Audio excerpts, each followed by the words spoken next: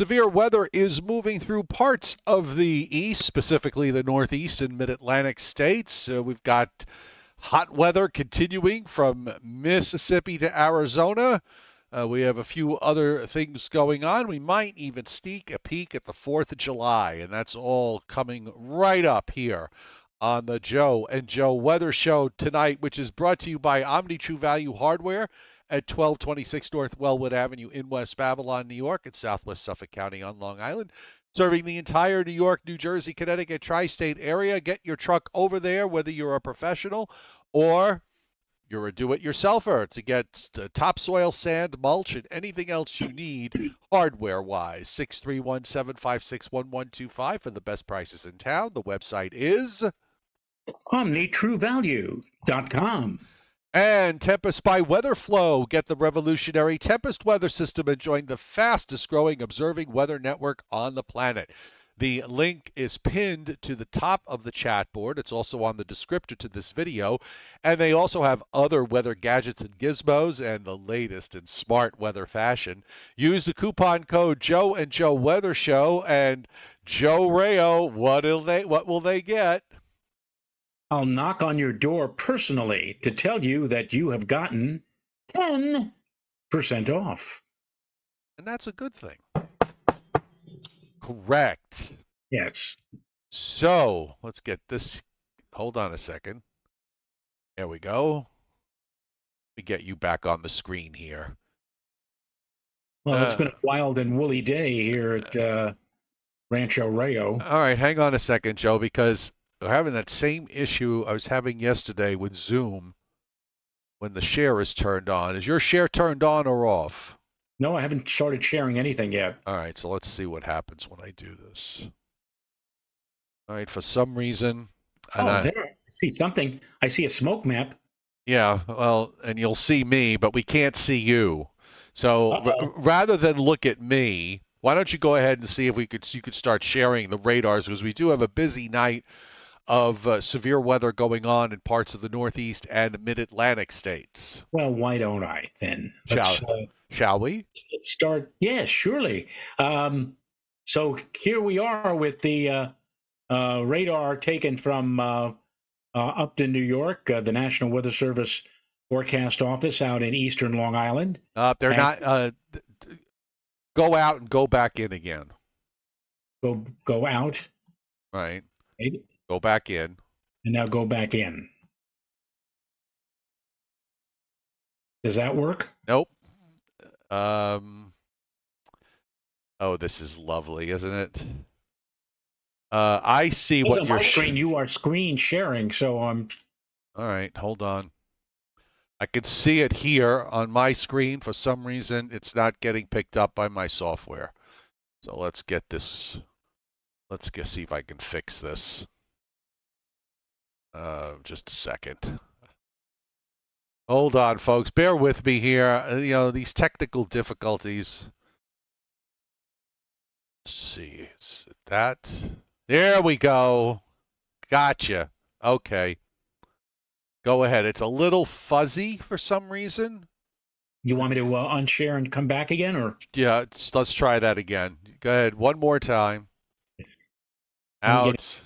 We're enjoying this, aren't we, folks? Yeah, we are. I mean, this is really just, it's sad that it happens, but Joe Rayo has started sharing the screen. Okay, well, we'll have to just make do. It's not the clearest picture in the world, but we can see the radar. So go ahead. Start. And you can see that for much of the day today, the epicenter, or if you will, the area where the most of the convection has been taking place, has been over New Jersey, west of the Hudson. Especially so over in parts of northwestern New Jersey, where they even had a tornado warning at one point earlier in the day today. And you can see that it continues that way, although in the final few frames of the loop, some of this moisture is now spreading across the Hudson into areas east of the Hudson, most notably in Putnam County. And I can tell you that for where I am, we've picked up over an inch of rain, and some of it are really pounding down a little while ago, and also up into Dutchess County and Columbia County up toward Poughkeepsie. But again, the main bout of rain and showers and storms has been occurring over, again, northern Jersey to the west of the Hudson and on up into places like Orange and Ulster and Sullivan County. And meanwhile, while all this is going on, Joe, the New York Mets are playing today or this evening at Citi Field in Queens, and they apparently have had very little, if any, precip. So even though for some of you, it looked at much of the day has been like a total washout, at least down in Queens where the game is being played right now, there hasn't been very, very much. Now, that may not hold for too much longer because while the areas of moisture have been moving from south to north, more or less, or south-southwest to north-northeast, that whole region is now expected, at least according to short-term model guidance, to begin pushing straight to the east and affecting places like New York City and Long Island sometime mid or late evening tonight. So they better play quick because that game may be held up or may even face postponement if the rains do indeed roll in from the west in the next hour or two. That's New York. Let me go to another radar here. Let me go up to Albany, get a little bit of a different perspective. And again, you can see that much of the activity, especially initially, looks to be just to the west of the Hudson. And then during these final few frames, it crosses over to the areas east of the Hudson. And again, moving on that south-southwest to north-northeast trek on up toward the capital of Albany. And again, this area, this line, or this swath, if you will be moving more and more to the east with time. And whether or not it can hold together. And in fact, there's another area here. Let me go to Binghamton. I want to get a look at that region over in west central New York. Now, I'm wondering whether or not this is the area that the models have been suggesting. Look at that zone, that line that's trying to form area from right over Elmira and down to Williamsport. So if this holds together, this may be the area that might be coming across the tri-state area over the next 2 or 3 hours. So something to watch. Any place in particular you'd like to? Well, let's take a switch over to the Fort Dix radar. We'll look at Fort Dix. Because we have 4 flash flood warnings up. One that's in and around Allentown in eastern PA. The other 4 cover, looks like, the other 3, I'm sorry, looks like Warren, Morris, Passaic counties, and Orange County, all in a flash flood warning at the moment. Well, there really isn't. That must be like the aftermath of what hit them earlier on in the day. As I said, places west of the Hudson and places generally west and south of New York really got clobbered this afternoon. And Joe, there were places down in southern and central New Jersey that weren't too far from hitting 90 degrees today. Well, they got in the warm sector. Yeah, they were in the warm sector, and there's really some. By the way, there's still some healthy cells in northwest New Jersey and into parts of southeast PA. I mean, it's still going on over there. Oh yeah, no question. Let's quickly go back to the Upton radar, and you can see that this area right here is still quite active, and again, training, if you will, moving on a south-southwest to north-northeast track. I mean, there are places in northern and north-central New Jersey that, as of this time, have picked up is anywhere from 3 to 6 inches of rain, and it is in some places the roads are just covered with water and just spilling their some small streams, I'm sure, spilling their banks.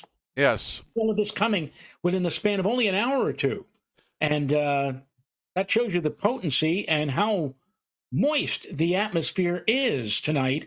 I know my dew point here in Putnam Valley was generally in the lower 70s all day long. So you just squeeze that atmosphere and you're going to get a whole heck of a lot of rain in a very short interval of time. Okay, next stop should be down in the Washington, D.C., Baltimore area. Washington, D.C. Let's check this out here. Oh, they don't have anything down there. Let's go for someplace that's Well, let's try Dover, Delaware then. Did we just? No, this is not the. Or Did we? Wakefield, Virginia. Yeah. Okay. Or Ellendale, Dover Air Force Base, Ellendale. Let me try. Let me try Wakefield. Try Wakefield. Excuse me. Oh no, try Wakefield. I'm going to try first. Yeah, there we go. And I see some pretty good hefty storms that are crossing now, moving on a general west to east pattern. So this may very well be affecting portions of, here's Richmond, and up here toward, this is actually to the south of Washington, D.C. Here's the D.C. area. So these are some pretty nasty cells that are moving over north central Virginia, maybe around Manassas. This is where these storms are moving. So now let's swing over to central Pennsylvania. You're ready. And then after that, you could take a look at Albany, because it's coming down pretty good all the way up the Hudson Valley and into western Mass and western Connecticut. This is the State College radar, and you could see that embedded in this general region of showers and storms, there are some really nasty ones. That's where you see the bright areas of red, and some of them are. Some of this activity is intensifying, and you can see right here. That was the area we just looked at around Elmira. It's kind of a line, a broken line that's trying to take form. Now you wanted Albany again, so let's go up to Albany. Albany and East Bern, and here again is Albany. And you can see that area in the Elmira area trying to move in from the west, and this big swath of moderate rainfall. And like I said, I've been getting hit pretty hard here too. But now that area is lifting out of the lower Hudson Valley.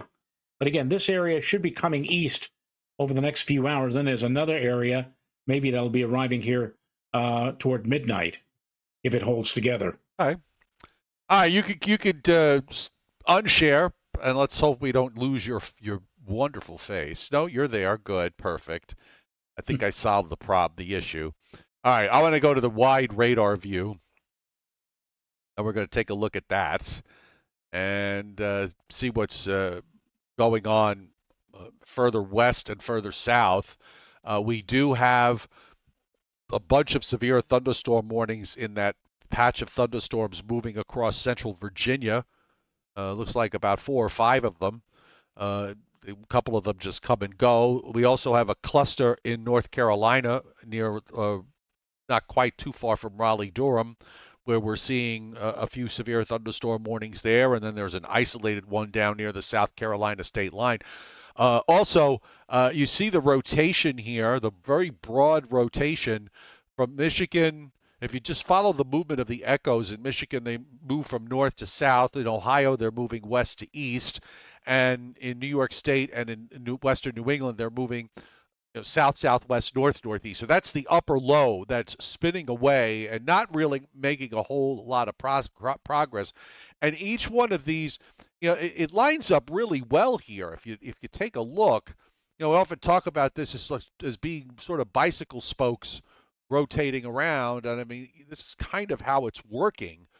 We've got 2 other spokes that are coming around from the west that eventually will reach the coast, and this is probably why we have, well, it is why we have the risk for thunderstorms again tomorrow and possibly even on Wednesday, because it's going to take another 2 days for this upper air system to move from where it's sitting now somewhere on the southern shores of Lake Huron to get it from there to open up and move off the New England coast. So this is a slow, it's typical of systems this time of year. They don't move very fast, and sometimes they don't move at all. We've already seen that happen a few times this month with stubborn upper lows, and this is yet another one that has just been pretty much following the basic pattern this June, which is troughing in the eastern part of the United States, and it is firing up some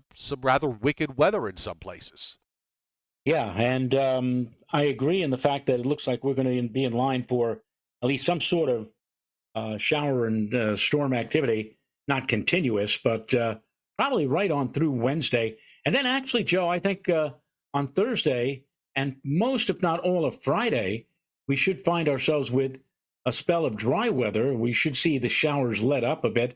And in fact, I even alluded to on my Facebook forecast this afternoon that it may be just a wee bit less humid when we get to Thursday. I mean, right now we're in the midst of you know, dew points at or around 70. But if it drops back maybe to the mid or low 60s, that's still not exactly comfortable normally. But comparatively speaking to what we have been seeing of late, that really is not too bad. It's really in a stagnant pattern, though, where we really have to, put up with this for a little while, and then hopefully we'll get a little bit of relief. The old beggars can't be choosers type of relief when we get to maybe Thursday and Friday.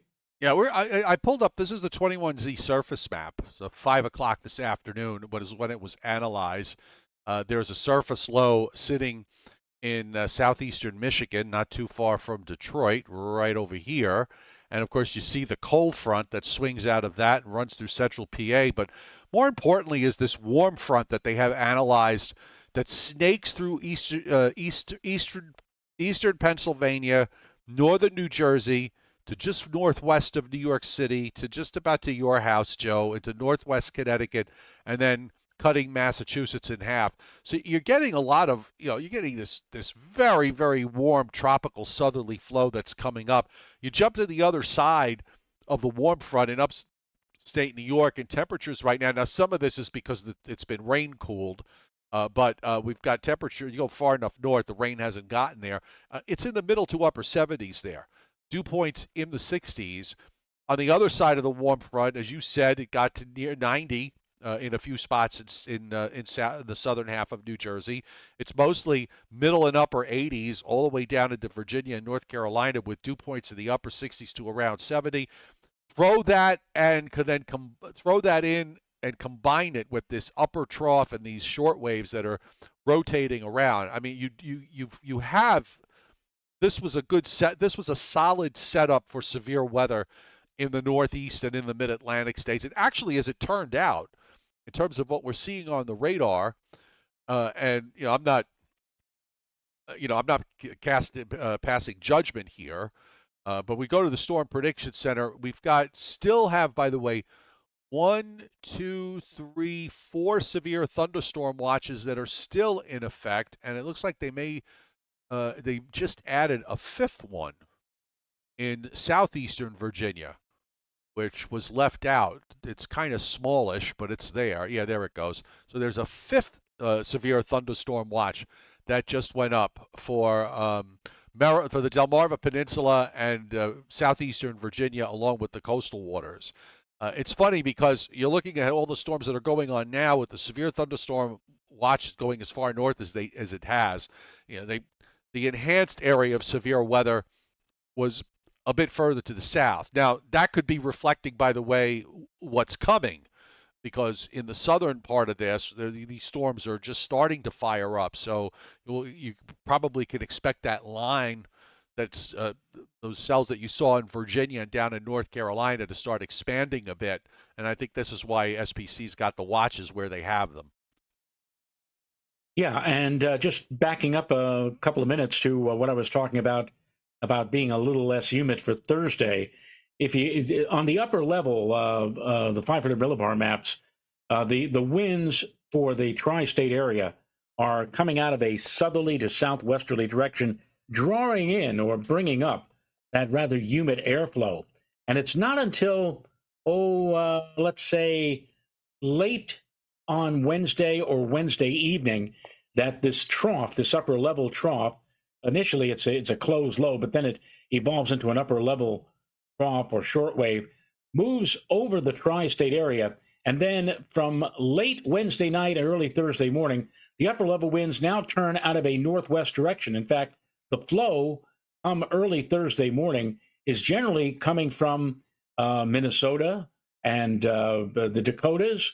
It's not exactly the kind of flow that's vigorous and bringing in a nice surge of cool, dry air, but it certainly should be enough so that the it should make the dew points drop at least 5 or 6 degrees, certainly back into the mid, maybe even dare I say the low 60s. And like I said, normally when you say that the dew points are in the low and mid 60s, you would say it's muggy. It feels kind of muggy and sticky. But when you compare it to what we have right now and what we will continue to have through at least the next 36 to 48 hours, by Thursday, low to mid 60s may actually feel rather good. And that's why I say that maybe Thursday and perhaps even through most of Friday, I'm wondering how long we'll be able to hold off on the next surge of shower activity, whether or not it comes in late Friday afternoon or maybe holds off until after sunset on Friday. But we might be able to get 2 dry days in, and we might actually get a couple of days where the dew point temperatures are, again, not the best, but a little bit more tolerable compared to what we're going through right now. While you were speaking, I put up the satellite loop with the lightning strikes, and it's busy. I mean, there are a lot of lightning strikes going on in northern New Jersey, and they haven't really weakened very much either. They've actually sort of refired a bit in an area around Allentown and then extending into Warren County. So that, pretty well is what's justifying the flash flood warnings that we mentioned earlier. Also seeing some lightning strikes in western Massachusetts and southern Vermont. You talked about that line that's sort of trying to form in south central New York down into central Pennsylvania. And you can see the lightning strikes are lining up there. They actually extend up north of the Canadian border. You got another cluster in southeast PA, back into south central PA and northeastern Maryland. Then there's a break. And then we go further south, and you see what's going on in Virginia and in western Virginia and western North Carolina, starting to see some active cells firing up there. So, this is a very it's unusual in that we've got these, we've been in this pattern all month with these slow-moving upper lows, and all that really needed to make this happen in terms of severe weather was to get something set up where you could get that warm tropical air to surge up the East Coast, and that's what's happened. I mean, that's what's happened today, and you see it on the wide loop, the definite rotation around the Great Lakes. Meanwhile, that's actually benefited me because I had a gorgeous, mostly sunny, most of the day in the southeast, and it got to 80, 83 or 4, so I think Atlanta might have got to 90 today. But most of the South is enjoying a sunny day, with the exception maybe right along the immediate Gulf Coast down in southeastern Louisiana and southern Alabama and Mississippi, where we've got some clouds. I'm just going to check the radar down there again, see what's happening. No, even there, it's just clouds. There's nothing going on radar-wise. So, normally in the summertime, you get scattered showers and storms across the south, but not with the upper low where it is. It's all happening in the north. Also, by the way, some showers and a few scattered thunderstorms starting to bubble up in New Mexico and up in the northern Rockies and in the northwest and into northern California, seeing some scattered showers and thunderstorms there. And Joe, you're making me jealous by telling me how lovely the weather was down your way again. I'm saying to myself, you talk about climate change. Maybe it's the climate shuffle. Maybe the nice weather that we used to enjoy up here in the Northeast has suddenly shifted to the South. Because ever since Joe Cioffi has moved into northern Georgia, he seemed to be getting, more nice days, drier days, less humid days than we have up here. Of course, also what has to come into play is the fact that Mr. Joe is also 2,200 feet above sea level. Yes, that helps. Yeah. When I go into, I feel the difference from where I am, and when I go into town, which is about 1,600 feet in town, and you could feel the difference. It's at least several degrees warmer there. Plus, there are no trees, so it's all it's pavement. Nothing hotter than standing in the Home Depot parking lot in a June day around here. But yeah, I mean, even the dew points here weren't terrible. I mean, they mostly low 60s to around 60 during the day. So it's actually reasonably comfortable. That's kind of how I would describe it. I would describe it too. And Yeah. I'm jealous. You're 2,200 feet up. I'm 500 feet up. On the other hand, though, since I'm so much further north than you are, I'd be like the equivalent, like what Chuck Cardillo experiences. And he's what, about 3,000 feet up? Or Yeah.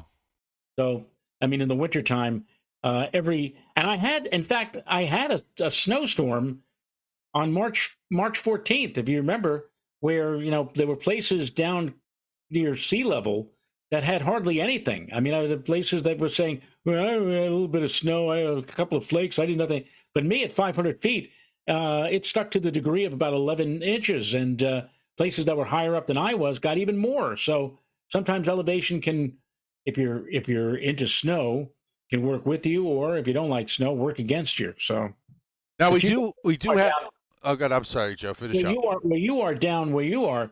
A setup for snow doesn't come along very often. But So, it comes. I had a white Christmas last year. I had a yeah, white Christmas Eve and a white Christmas Day, and 2 days either side of that.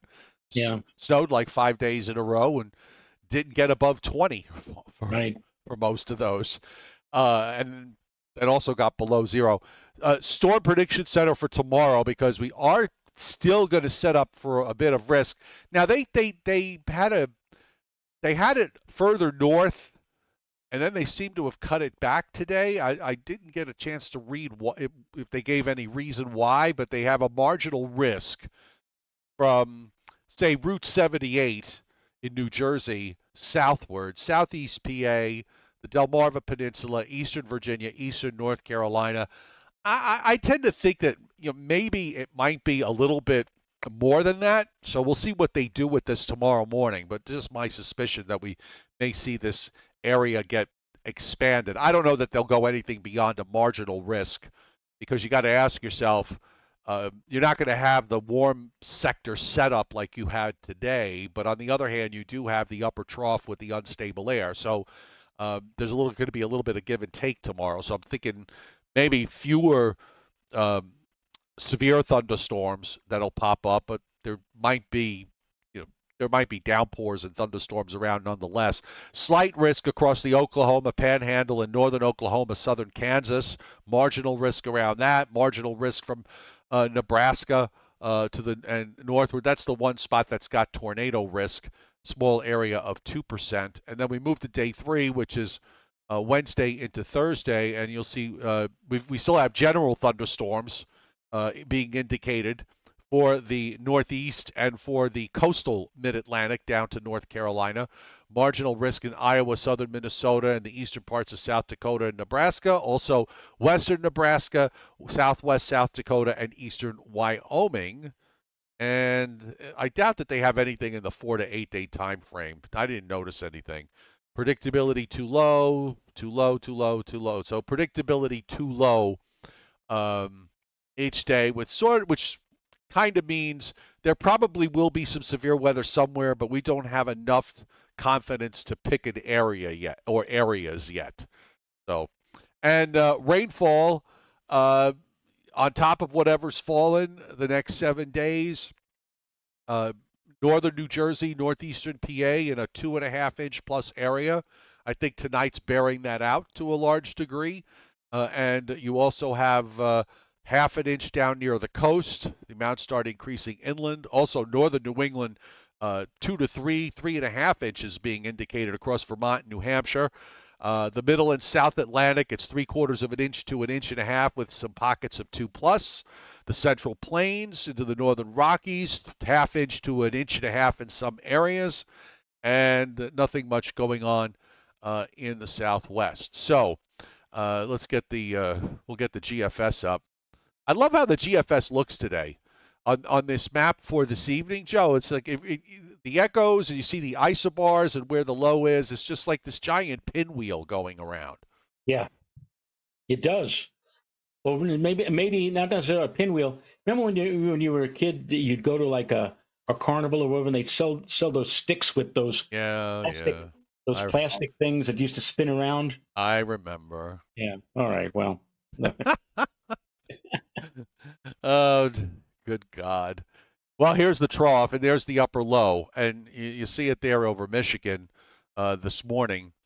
And here it comes for Tuesday. Starts to open up, but the trough axis tomorrow is still to our west, like just east of 80 degrees west. And as Joe mentioned, the upper level winds here are still pretty much from the south or south-southwest.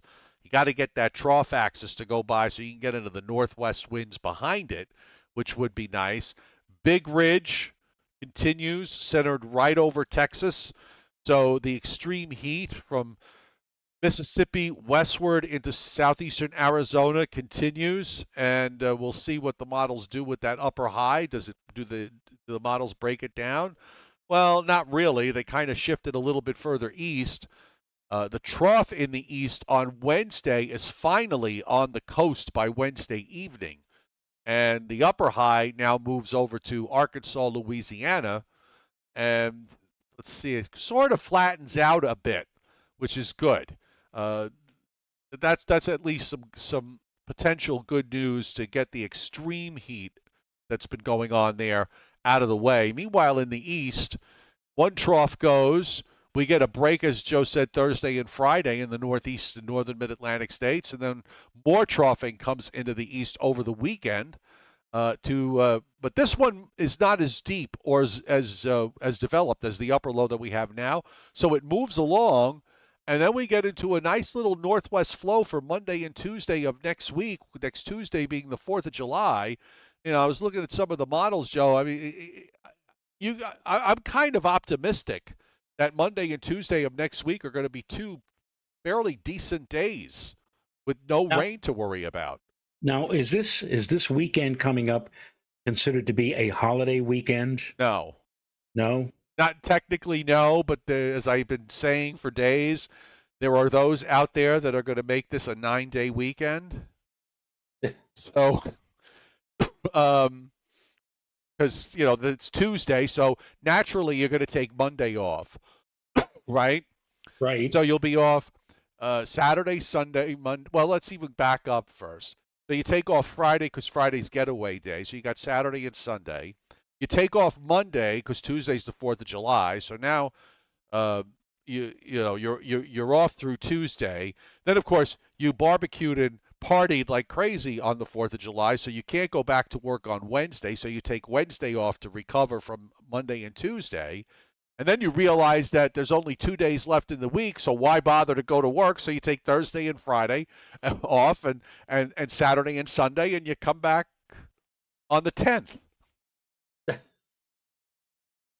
Well, when I was working, I used to take off on July the 5th because that's my daughter's birthday. So a wise decision on your part. Yes. So just rolling through the surface here on the GFS, as we just roll through the upper air, the pinwheel spinning around. You can see for tomorrow afternoon and evening, there's more showers and thunderstorms. Doesn't quite look like it does tonight with all these big cells that the GFS is picking up on. But they do fire up tomorrow afternoon and evening. I wouldn't be surprised if we wind up seeing a severe thunderstorm or two running around later tomorrow to tomorrow night. Then that goes out. Wednesday, again, the last of that trough along the coast looks like it fires some storms up in the eastern part of New York State and New England, and then that goes out. And then Thursday and Friday look okay. Then Saturday, as that next trough begins to approach, we might get into some showers and storms on Saturday. Timing them, who knows? But I think it's the sort of thing where it doesn't rain for most of the time, and then you get those periods where you get the showers and thunderstorms to roll through. There's some on Saturday. You can see storms coming out of the plains and Midwest for Sunday, again into the Northeast. There you go. There's a cold front here that comes on through. And then Monday and Tuesday, with a little luck, weak high pressure builds in. It looks okay to me. Okay, well, we'll see. I would just say this. I mean, as long as we don't get into any kind of as long as we don't get any kind of upper low that drops to the southeast and you get an onshore flow where you start to talk about a gloom and doom setup. If you don't get that, um, the worst case scenario is you wind up with a day where there's a scattered shower or thunderstorm in the afternoon and evening. That could be any day in the summertime. Now, do you know where Northern Grace happens to be located? She's in Colorado. She's near Denver somewhere. Well, this then makes a little bit of sense. She says, "I remember a 4th of July in 1997, snow flurries." Brr. Yeah, no, she's up. She's up there in northern Colorado. Wow, I can't even imagine 4th of July with snow flurries. That's crazy. But Yeah, I guess if you're high, if you're high enough in altitude, you could work it out. You can. So, one other thing. Hold on, let me just check something. Let's see. May bring the map back. Let's see what happens here. So the latest run of the GFS, which has been trying to, reinvigorate whatever was left of Cindy, is now not doing that. Okay, so, or if it is, it kind of makes a low east of Bermuda. It's trying to shoot up a strong tropical storm up to Nova Scotia, but it's not doing that on this run. And the European, I believe, did not do anything with it, has not done anything with it all along, and it still doesn't seem to be doing anything as I'm looking at the European from today. Nope. Well, it develops a little low when it's near Bermuda and takes it northward, but it doesn't really do much with it. It's like a tropical depression or a subtropical depression or something like that. So I'm not going to worry about it, even though the Hurricane Center mentions it in their outlook. I think the chances are fairly low that anything's going to come of it anyway, and it's not going to have any impact on our weather, so we've got nothing to worry about. So there. Oh, we got 42 likes. Let's see if we get it up to 50 likes, folks. We like likes. So hit the like button if you like the show, just to make us happy so you get us over 50. If you can take us over 60, that's even better. Okay, so who has? Do you have Briller Jeopardy? I do believe that I have. You have it. Oh my. Yes. Oh my heavens. Yes, indeed. And let's go and see what we've got here, courtesy of Mr. Scott Briller, the chairman. And it's amazing. I think he sent me this Briller Jeopardy like 2 minutes after we were finished with the show yesterday. He's that anxious for me to. Now wait a minute.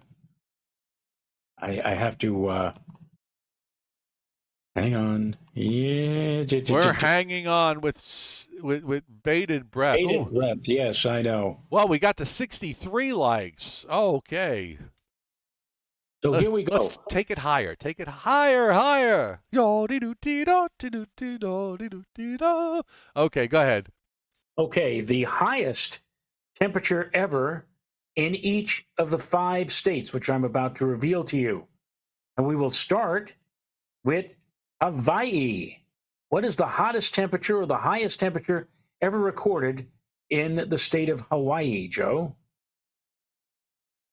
Now, yeah, I mean that could be anywhere in Hawaii, I can imagine, right?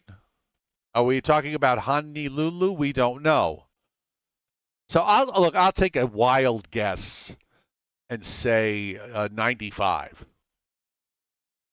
All right. Well, let's check out the chat board. If anybody out there, a lot of people are coming in with. Christopedia says 127. No, not that high. They're coming in with fevers that would kill people if they had those numbers. Leon Probitsky, 94. Kenneth Rosenberg, another one, 116? No. Does anybody get it? Craig Carlberg, hit it right on the nose, 100. 100. Oh, okay. I'd be curious as to where that was. Yeah, was it on the Big Island? Was it on Oahu or Maui? I don't know. My guess it would be the Big Island in a downsloping situation. Yes, I would agree with you on that. That you get a lot of compression, a lot of heating when you move that air down 13,000 feet. from one of those volcanic cones, Mauna Loa, Mauna Kea. So yeah, I would agree with you on that, Joe. How about Connecticut? Connecticut. So I would say I'm going to, sometimes it gets, we've had instances already where, it's gone several degrees higher in the 90s than New York City has. And New York City record is 106. I'll take a shot here and say, I'll say 107. Okay, close. Pete James II also said 107. Christopher Alley said 112. Frank Scalera, 104. Rick B. on the nose with 106. 106. Okay. Yes. Number 3 on the list is Maine. Aya. Maine. Maine. I will say 101. Okay. Mark G. Danbury. What? Oh, he's saying Danbury. Mark G. was saying Danbury, Connecticut, 95. I think he spilled over from the previous question. We're doing Maine right now, everybody. Well, Northern Grace said 102. Howard A. said 103. Mark Franz says 103. 104 from Michael Azera.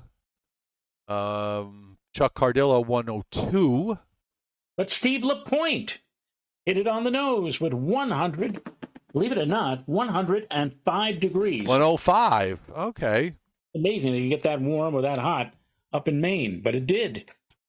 Let's move to number 4, Florida. Oh, Florida. Well, that's got to be in the north. So I'll say 102.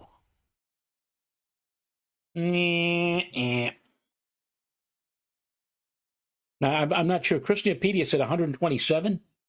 Are they serious? She's stuck on that 127 thing. Bob Russo said 100. Bobby Whitaker is a little high, 116. Kenneth Rosenberg, 111. So did Leon Pravitsky with 111. Jason Schaefer, 110. But Howard A. got it. And so did Environmental Coffee House with 109. 109. Oh, it's harder than I thought. With 109, yes. Must have been like Tallahassee. And finally, our last state tonight, and I have a feeling, I just have a feeling that this representative for this all-time hottest or highest temperature probably would be Liberty Airport in Newark, New Jersey. Newark? Well, I'm guessing. Yeah, I'll say 107. Not high enough, Joe. Patrick Darcy said 108. Still not high enough. However, really, for Newark? No, Joe. Right. You're guessing it's Newark. It might not be. It might be in South Jersey. It might be South Jersey too. Yeah, you're right. But Howard A. got it with 110. 110. I wonder when that was. Christiapedia said 110, and she got it right as well. Wow.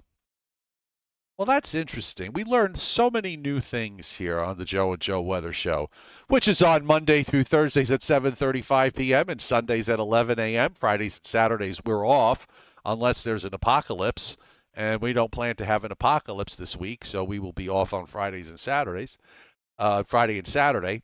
Trying to think if there's anything going on that's nope.